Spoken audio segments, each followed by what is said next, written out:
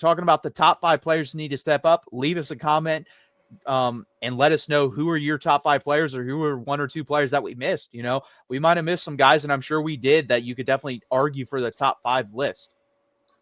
Let us know. Love to hear it. And then let's jump over to this. So schedule's been out for a while now. It finally got released of how we're playing these games, how it's ordered. Let's start out with our top 5 hardest opponents for the 2026 season. Gerald, I will let you kick this one off. Who is your number 5? My number 5, the Oklahoma Sooners. I've got OU at number 5. There's been a talent ebbing out of there. They missed out on a new defensive coordinator, but OU is OU, and it is what it is, right? Regardless of how bad they are, and especially this Red River game has a history of really bad teams beating a really good team when they shouldn't. And especially, again, I keep harping on this, first-time starter in the Cotton Bowl. It's going to be spicy. It's going to be dicey. It's OU. It's a rivalry. It's the big rivalry. It's one you got to keep an eye on. OU at number 5. We completely agree here. Like, the only reason they made this list is honestly our schedule's not super hard like last year. It's a hard schedule. I'm just not saying it's like an Oklahoma schedule from last year. Oklahoma had a really hard schedule last year. And yeah, 2 first-year starters. John Mateer making his first start versus Texas this year. Arch Manning will make his first start versus Oklahoma. I think their defense is going to be good again. They have a lot of guys coming back. Eli Bowen, I think, is a really damn good player. They have R. Mason Thomas on the defensive line. Kip Lewis and those guys will be back. I mean, they have talent on this defense. And I think Brent Venables is just going to call plays. I'm just going to say that. And he's a terrific defensive coach. So that isn't their issue. Their issue is offense. I have no idea who's going to step up there. They had, 5 or 6 of their top wide receivers hurt last year? Well, guess what? Every one of them transferred out other than Deion Burks. So it's Deion Burks, John Mateer, an average running back room, in my opinion. I know the freshman they had last year in Taylor Tatum, he had fumble issues, and he didn't look very good to me at all. How does that look? How does their offensive line look? I have no idea about this offense. And do I think it will be better than last year's? Yes, because last year's was literally one of the 15 to 20 worst in the whole country, so it wouldn't take much. But that's not beating Texas. If they come in there with the 80th best offense and the same defense they had last year, we're still going to win this football game. So I'm going to put Oklahoma at number 5 for that reason. Yeah, I mean, it's, again, I've just seen enough weird ones that it always, like, regardless if they're in the trash or not, it scares me.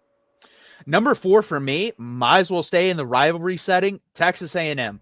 Yep. I think it's weird. I think their offense is going to be better than last year, but I think their defense is going to be worse. I don't think they lost so much defensive talent. I think they'll understand the scheme that Mike Elko wants out of them. They'll probably tackle a little bit better because they struggled with that this year. They'll probably cover a little bit better because they struggled with that this year. And I think their offense will be fine because Marcel Reed, I think, is a decent player. Now, Texas realized, hey, he only throws to his right. He never throws to his left. So that's something he's going to have to get figured out. He has some good wide receivers there now. Kevin Concepcion, I like a lot.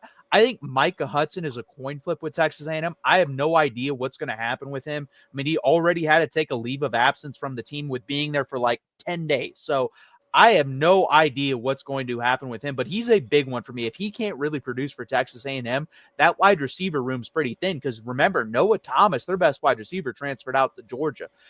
Their running back room is still very solid, though. Le'Veon Moss, I believe, is back. And then you also have Reuben Owens coming back as well.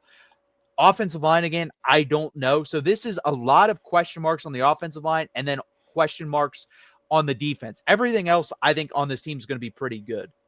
I'm with you there. I waffled on where to put that game. I have it actually one higher at 3. I have Ohio State at 4. I think that season opener, and this is no slight at the reigning national champion, they're going to be a completely different team next year. Like, it is what it is. All of that, they'll have the best wide receiver in the country coming back, but, like, who's going to be the quarterback, right? They've got a ton of talent there, but again, first-time starter, first game of the career, right? Playing Texas, it's going to be a home game, so that'll be an advantage for them.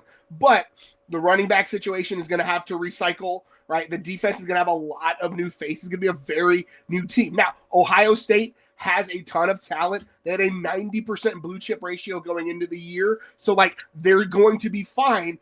But it's going to be a lot of new players playing in their first ever primetime game to start the season. So I've got them at number 4. Again, no disrespect. There are just so many question marks at that situation.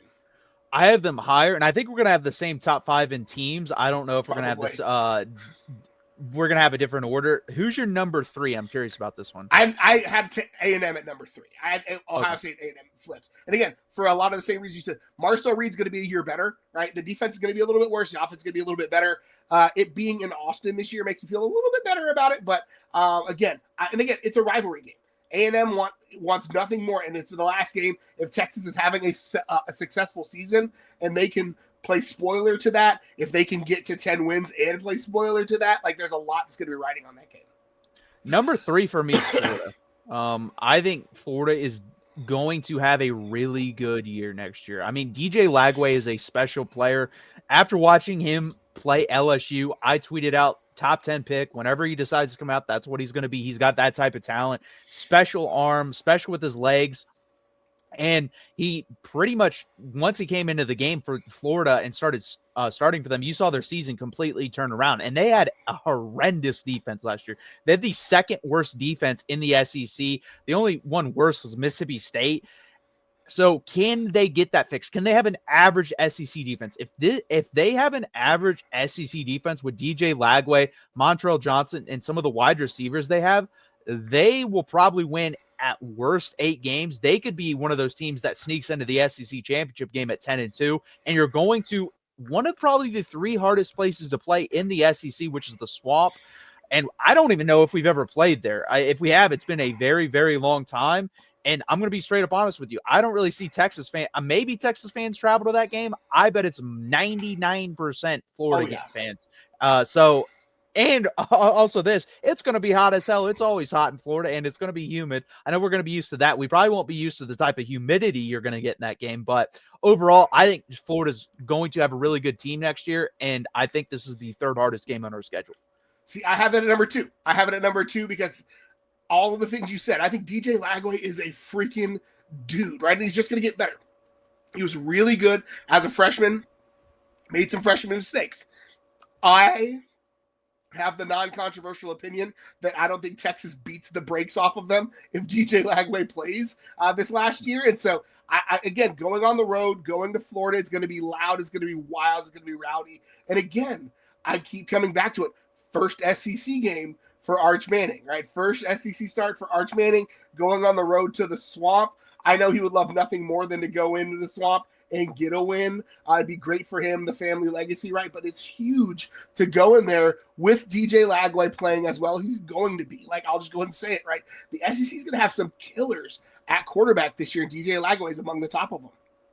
100%. He may be the best one. It's going to be very interesting. Yeah, don't ask Peyton how to beat Florida. He didn't know how to do that. Go ask Eli. I don't know what his record is, but I know Peyton never beat him. So don't ask his opinion on that. Yeah, you may have to go all the way back to your grandpa. So it's going to be interesting here. Number 2 for me is Ohio State. I just think they have so much talent. I like when we play them week 1 because to me, Julian Sayin first start week 1. Yep. That has freshman mistakes written all over it to me. I think you're going to see the talent pop in that game for sure. Oh, for sure. Then you're going to see 3 to 5 throws. You're going to be like, what the hell was he doing there? Because guess what? He's a redshirt freshman. That's what they do.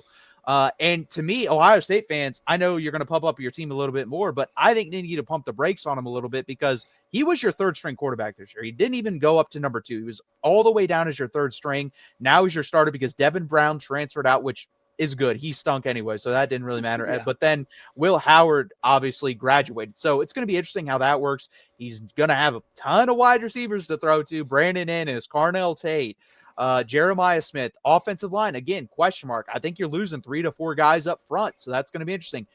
Running backs, Peoples is going to have to step up big time. And then defense, you really only have Sonny Styles and Noah Igbinosun on the outside at cornerback returning. So how does this work? I don't know. It's going to be very, very interesting. I personally, when I saw the line come out of, I think Ohio State favored by 4.5, I'm going to lay money on that right now because I think Texas wins that football game. I'm going to be straight up honest with you guys. I think we win that football game, but they are our 2nd hardest opponent. It's going to be very interesting. The reason I had it so low on the list is because it's the first week, right? What are they going to be? What are they going to do? What's it going to look like? And again, you can ask the same questions about Texas. Who's your number 2? My number 2, I said I got Florida. Texas and Florida is my number 2. So I can just close it out, bring it to number 1.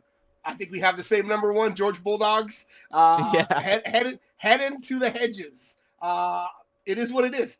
Georgia has our number as it stands right now. 0-2 against the Bulldogs this year. They're going to be Georgia. Once again, they're going to have the recipe. Can Texas remedy the things that Georgia was able to exploit against them in a hostile environment? Or is this going to be the conversation like, does Steve Sarkisian have a Georgia problem? So that'll be something to absolutely keep an eye on this year. The quarterback situation is going to be, we've got the quarterback change there. Starters now heading to Miami, which is always weird, but it is what it is. But Georgia's got the dogs. Like literally, they've got the dogs, but also they've got the talent there to play with anybody. Georgia never stopped being Georgia, even if they had a bit of a down year this year. Yeah, it's going to be interesting because I actually was pretty impressed with Gunnar Stockton in the Notre Dame game. He played well enough to win that football game. If his wide receivers caught one of the 2 deep balls that he threw, he would have thrown for over 300 yards. Yeah. So they need to get rid. Honestly, if this team just doesn't drop passes next year, they're going to be better than this year's team. That's literally all you have to do is catch the football. And I think that will be remedies. I really do. I think that will be remedies. They'll take care of that. A lot of those guys left. By the way, Arian Smith is no longer on the team. He's going to the NFL because that guy could not catch. He jumped every time the ball was thrown to him for whatever reason. And then he dropped it whenever he did stay on the ground. The running back situation, I think, will be better. Nate Frazier's really damn good. I actually thought he should have played more last year. So that's going to be interesting. Offensive line. It's kind of weird. I kind of put this into the category of Texas. I think actual talent overall is going to be worse, but I think you're going to get better production from the offensive line at Georgia this year compared to last year. I think Texas will have that thing too. I think you're going to see the sack numbers and stuff drop. Also helps that both teams now have quarterbacks that can run around a little bit. Yeah. And then defensively, Georgia's going to be probably about the same. They might take a step back because you're replacing Jalen Walker and Michael Williams. Those are 2 top 15 picks in the NFL draft, at worst top 20, and Malachi Starks. I didn't even mention him. So I think they're going to be slightly worse defensively, but I think they are actually going to be a lot better offensively, honestly. Yeah, I think it'll be a regression to the mean a little bit for both. And again, just be good on both sides of the ball. Is what you don't have to be the end all be all, but again, continue, they're going to get better on offense. I think they're going to be solid on defense. And again, Georgia has dudes. They've got dudes and dudes and dudes. They're going to be a monster. It is what it is. Yeah, to me, I was talking with my friends about this. There's 3 teams now that have the expectation every year they have to get to the college football playoff. I think it's Georgia, Ohio State, and Texas. And I should say this, realistic expectations that they should get to the playoff every year. I think Alabama's out that for me right now because they just proved that's not the expectations anymore with missing this year with Kalen DeBoer. I'm saying realistic expectations. You should be able to pencil those 3 teams in to the 12-team playoff every year. Georgia's going to reload, and it's going to be interesting to see them play. And again, we lost to them twice. I can't say they're not our hardest opponent because of that. I mean, we outplayed them the second game, and they still beat us. So until we beat them, they're going to be our hardest opponent on the schedule. Absolutely. Are they there in 2 years, or do we get a break? We gotta check that out. That's going to be interesting. Yeah, I would assume we probably get a break because we haven't played half the SEC still. So we probably just get the other half of the SEC. Maybe A&M will finally be able to play them. We'll see. Yeah, we're going to play them more times in 2 years than they've played them in the existence of the SEC that they've been in. Yeah, that's pretty funny. Again, guys, please hit that like button. Please subscribe down below.